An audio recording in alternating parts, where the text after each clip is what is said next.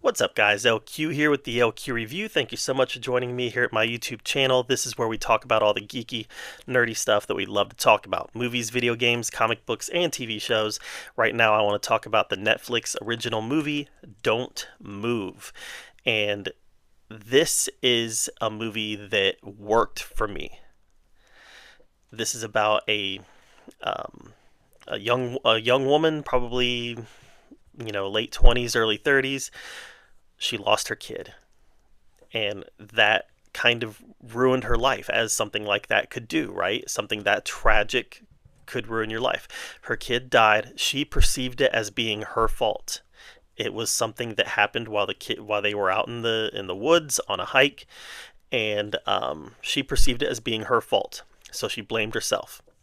She goes out. She builds this memorial for her son where it happened, and she goes out regularly to visit this memorial.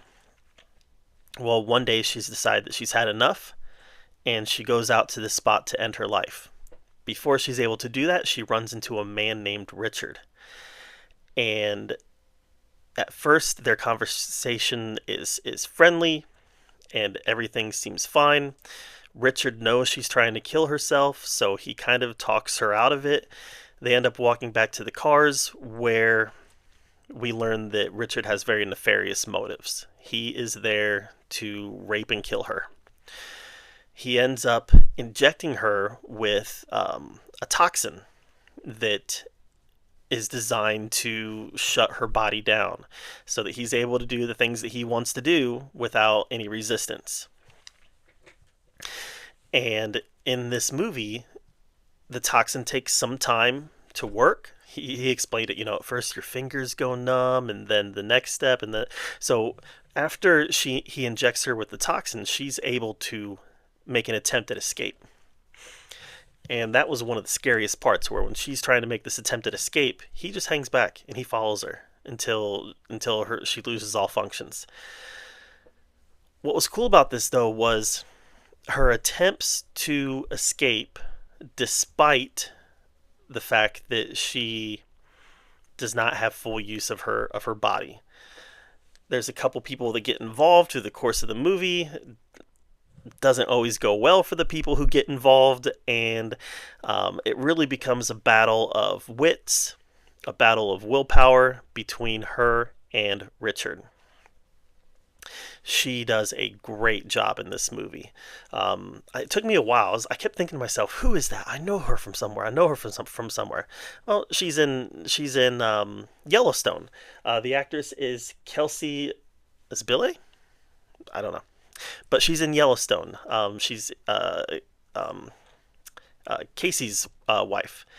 So she did a phenomenal job. Richard, the guy who plays him, Finn Wittrock, he did just a good enough job of being sinister while also portraying that everyman that kind of makes him even more scary, because he could be anybody, right? He could be. We all have people in our lives that are like this guy, who's just a nice, friendly guy who's kind of vanilla, but inside he's an evil person.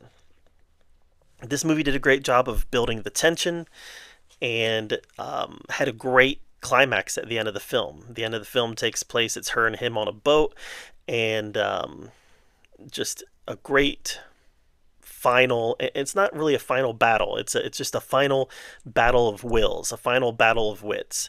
And I really thought the whole movie was really good. It really worked for me. I haven't seen any other reviews of this one, so I don't know if I'm on an island here saying that it was a good movie. Maybe most people don't like it. Maybe most people do. I don't know. But I really liked it. It really worked for me, and I really enjoyed watching it as a very contained thriller, where most of it is just these two people. There is a part where an older gentleman tries to help her. There's a part where a police officer tries to help her. There's a couple people who show up throughout the course of the film, but as mostly a self-contained movie between two people, man, this just worked, and it had a ton of tension in it. So I would definitely recommend Don't Move.